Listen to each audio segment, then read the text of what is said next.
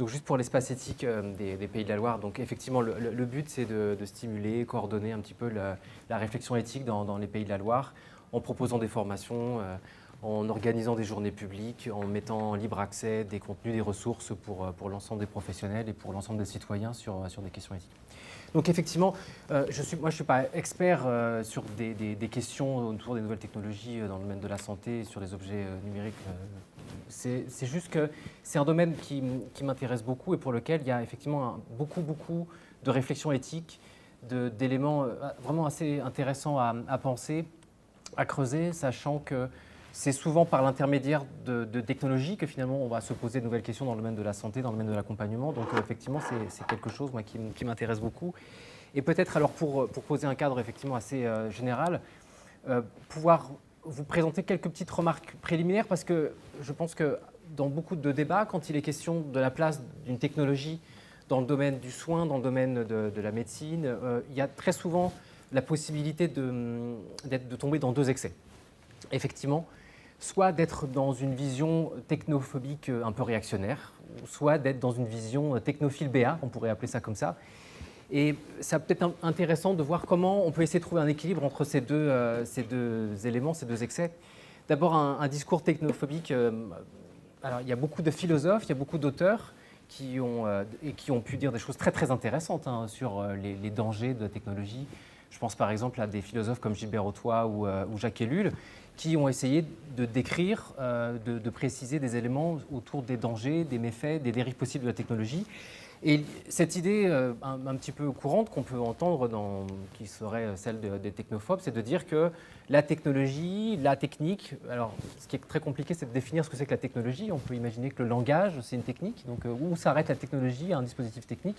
Déjà, rien que sur cet élément-là, il y aurait beaucoup à réfléchir.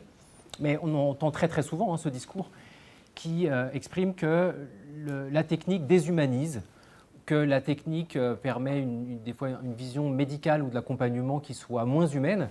Ça, c'est une vision qui peut-être à prendre un petit peu de distance. Qu'est-ce que ça veut dire qu'une médecine qui serait moins humaine par l'intermédiaire de la technologie? Jusqu'où on peut dissocier technologie et puis humanité? C'est des éléments intéressants de la réflexion. Ces discours technophobiques, très souvent, se posent sur l'idée qu'il existerait une forme de nature humaine authentique, originelle, qui serait dégradée par l'utilisation de dispositifs techniques. Bon, ça, il faudrait peut-être un petit peu l'interroger et un petit peu le penser. Qu'est-ce que c'est que cette nature humaine qui serait plus originelle avant l'apparition d'un dispositif technique? Qu'est-ce que c'est que... Est-ce que déjà, la nature humaine, c'est pas justement proprement d'inventer des dispositifs techniques et finalement... on est bien des Homo sapiens, mais on est aussi des Homo faber, c'est-à-dire cet animal particulier qui a inventé des outils, qui a inventé des machines, une technologie. Donc c'est vrai que cette espèce de volonté d'opposer et de penser qu'il peut y avoir une forme de technologie qui s'autonomise par rapport à des intérêts ou par rapport à une perspective humaine, ça c'est peut-être à interroger et à penser.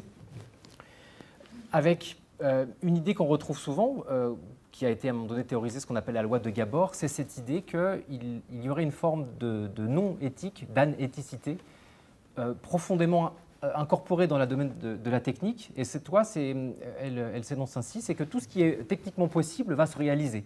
C'est cette idée que parce que la technologie est toujours portée vers le plus efficient, le plus de qualité possible, le plus efficace, il y aurait cette idée que finalement tout ce qui peut être techniquement possible sera réalisé, avec les angoisses et les peurs autour du clonage, par exemple, entre autres.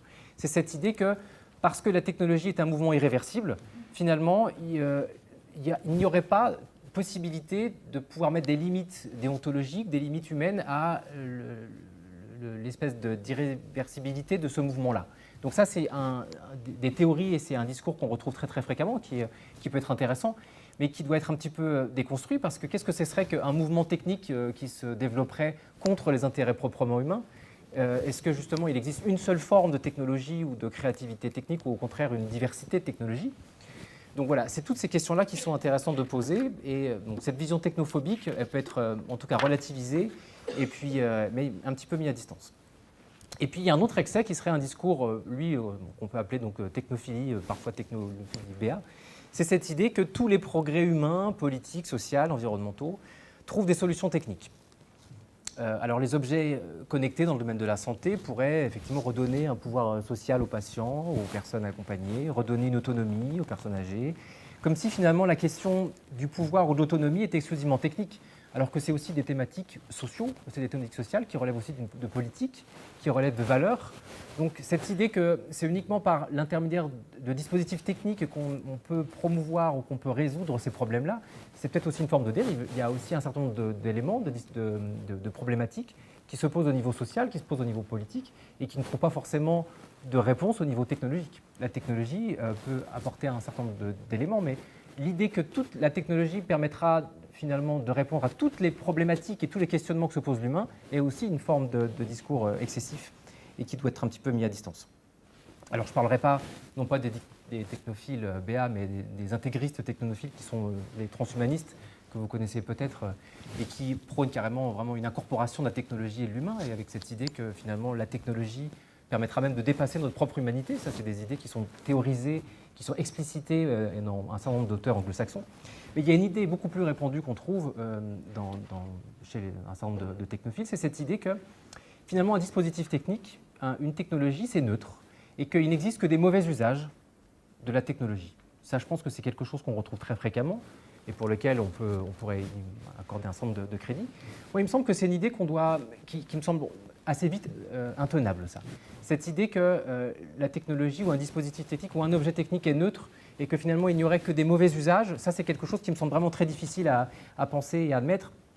Est-ce qu'une mine antipersonnelle, c'est neutre et qu'il y aurait que des mauvais usages des mines antipersonnelles? Non. Dès la conception même d'un dispositif technique, il y a déjà des réflexions éthiques à avoir. Et cette idée qu'il n'existe que des mauvais usages ou que finalement ce n'est que dans le détournement ou de mauvaise utilisation d'un dispositif technique qui se poserait des problématiques, je pense que c'est quelque chose aussi à éloigner. Dès la conception, dès la façon de penser un choix technologique, il y a déjà des problématiques éthiques à penser et ça c'est quelque chose moi, qui me semble fondamental à poser d'emblée. La réflexion éthique, elle est donc convoquée dès la conception, dès les choix qui peuvent se poser, dans la façon même de penser l'objet, dès les financements qui peuvent être accordés à certains domaines. Dès ce moment-là, cette étape-là, il y a déjà des réflexions éthiques à avoir. Et puis d'autre part, moi il me semble qu'il faut vraiment aussi mettre beaucoup de distance avec cette idée que l'objet technique est neutre. Il me semble qu'un objet technique, un dispositif technique, n'est jamais isolé des questions économiques, sociales, éthiques, politiques, éthiques, idéologiques du monde, et que finalement, un objet technique, il produit aussi un rapport particulier au monde, il le transforme, et qu'il n'y aurait pas d'un côté une sorte de monde technique et d'un autre côté des besoins proprement humains, il y a une sorte d'interférence. Un objet technique, il va aussi modifier, transformer notre rapport au corps, à la santé, au monde, et à ce titre-là, ça me semblerait assez délétère de penser cette espèce de césure entre ces deux aspects. Donc on ne produit pas des objets connectés en santé par hasard, non pas seulement parce qu'il y avait des conditions technologiques qui le permettaient, l'omniprésence d'Internet, les progrès de la miniaturisation, non pas parce qu'il y a des éléments économiques, mais aussi parce qu'il y a probablement une vision de la santé, une vision de l'accompagnement, une vision de la vieillesse qui est aussi présente et qui permet aussi l'émergence de ces dispositifs techniques-là. C'est peut-être sur cet aspect-là moi, que j'aurais aimé vous poser quelques pistes de réflexion. Parce que encore une fois, les dangers d'une technologie ne résident pas uniquement dans les dérives possibles ou dans ses effets ou dans ses conséquences. C'est des éléments qui sont très très importants à aborder. Mais il y a aussi des questionnements éthiques à se poser sur l'émergence d'un certain nombre d'outils et sur les valeurs, l'idéologie qui peuvent conditionner à l'émergence de ces choix technologiques. Encore une fois, ce n'est jamais neutre, une technologie. Ça va complètement transformer notre rapport au monde, notre rapport au corps, à la santé, etc.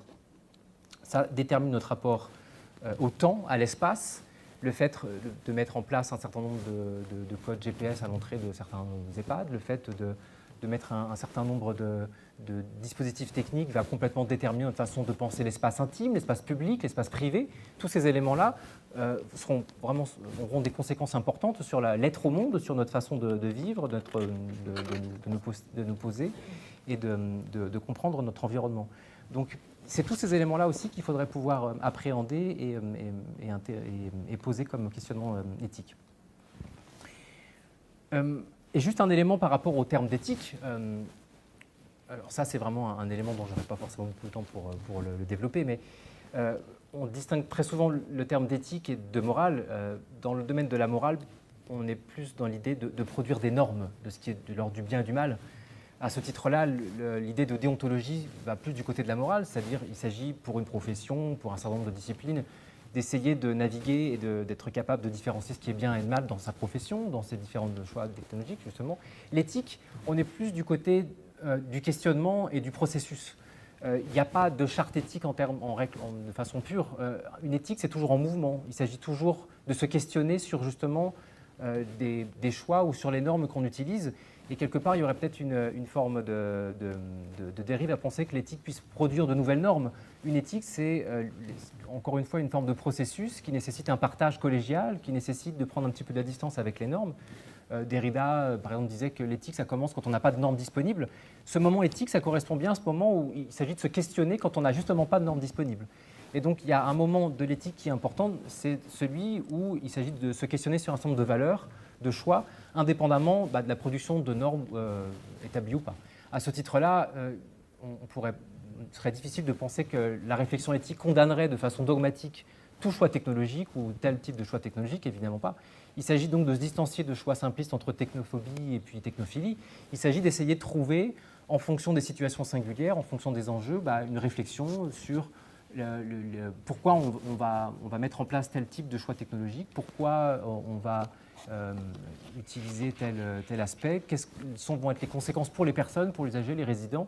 Donc c'est autour de ce type de réflexion-là dont il va être question et pas être dans une forme de choix binaire. Alors je voulais partir peut-être pour réfléchir sur ces aspects-là, sur le développement aujourd'hui vraiment exponentiel de tous ces petits objets connectés et de ce qu'on appelle la santé connectée aujourd'hui, qui est un des aspects de la santé numérique et des éléments pour lesquels vous souhaitiez aussi interroger puis échanger. Il s'agit de savoir peut-être qu'est-ce qu'on connecte dans la santé connectée, qui est connecté. Donc il y a un certain nombre d'objets qui peuvent apparaître parfois comme des objets ludiques autour de la santé connectée. Alors je ne vous donnerai pas, il y a une liste un peu à la Prévert qu'on pourrait faire, entre les semelles connectées qui vibrent pour nous donner la direction, entre les bracelets sport connectés qui nous aident à faire mieux du sport, les nombres incalculables de lève-personnes, de pèse-personnes, de balance intelligente qui nous aident à faire des régimes, entre des systèmes qui nous permettent, des fourchettes connectées qui vibrent pour nous apprendre à mieux manger ou pour nous apprendre à manger avec en prenant plus de temps, ou alors des brosses à dents connectées qui vibrent aussi pour nous informer qu'on ne se lave pas suffisamment les dents à un temps prédéfini. Enfin, voilà. Il y a un certain nombre d'objets aujourd'hui qui apparaissent comme des espèces de dispositifs, des gadgets ludiques, mais orientés spécifiquement sur l'idée d'accroître une forme de bien-être ou une forme d'autonomie pour les personnes. C'était spécifiquement peut-être sur ce type d'objet que je voulais commencer après à réfléchir, parce que ce n'est pas neutre non plus ce développement complètement incroyable aujourd'hui de ce type d'objets-là, qui peuvent être utilisés par des personnes âgées pour n'importe quel citoyen, mais qui sont de plus en plus utilisés, qui vraiment peuplent de plus en plus notre environnement, et qui apparaissent de façon comme des objets qui vont vraiment nous accroître notre autonomie, notre liberté, et pour lesquels finalement il y a relativement encore peu de distance critique sur ces objets-là. Donc c'était un petit peu sur cet aspect-là que je voulais apporter un certain nombre de choses. Déjà, il y a évidemment un aspect commercial de susciter des besoins qui n'existaient pas forcément, qui est à prendre en compte. Mais il y a un autre aspect pour lequel je voudrais attirer votre attention et souligner un certain nombre de choses, c'est que peut-être, justement, quand on réfléchit sur les valeurs ou la façon de penser les choses qui permettent l'éclosion de ce type de technologie, il y a peut-être un certain nombre de choses qui pourraient être soulignées. C'est qu'il y a peut-être aujourd'hui une grande confusion entre santé et bien-être, justement. Ça, c'est un élément qui me semble important à souligner. Vous connaissez peut-être tous la définition de l'AMS qui date de 1947, état complet de bien-être physique, mental et social qui ne consiste pas seulement en l'absence de maladie ou d'infirmité.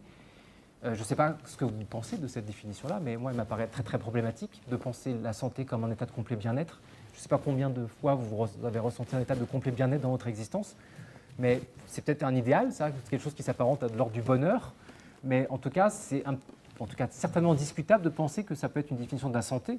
Si la santé, c'est être dans un état de complet bien-être, ça veut dire que les professionnels de santé, ils ont une mission absolument énorme. Ça veut dire que les professionnels de santé ou toutes les personnes qui accompagnent la personne ont un pouvoir, en tout cas ont une mission, un objectif qui est absolument démesuré. Moi, ça me semble, moi et d'autres penseurs, en partie des gens comme Lucien Sfez qui a parlé de santé totale, sont très attentifs à ce qu'on fait porter aujourd'hui sur la santé et sur l'ensemble des outils ou des connaissances, des savoir-faire en matière de santé.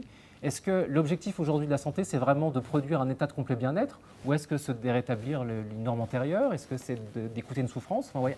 Il y a un certain nombre, en tout cas, de prérequis dans le fait de penser que la santé aujourd'hui, c'est un état de complet bien-être.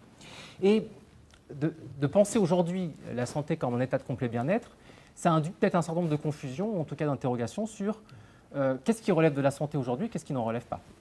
Est-ce que tous ces objets effectivement, qu'on a un petit peu évoqués relèvent de la santé ou pas? Est-ce qu'on est dans du domaine du ludique ou pas? C'est des choses qui peuvent se poser. Il y a un autre élément moi, qui me semble révélateur, que ces petits gadgets-là me semblent assez révélateurs d'une forme d'auto-intégration de normes sanitaires dans notre façon de penser notre corps.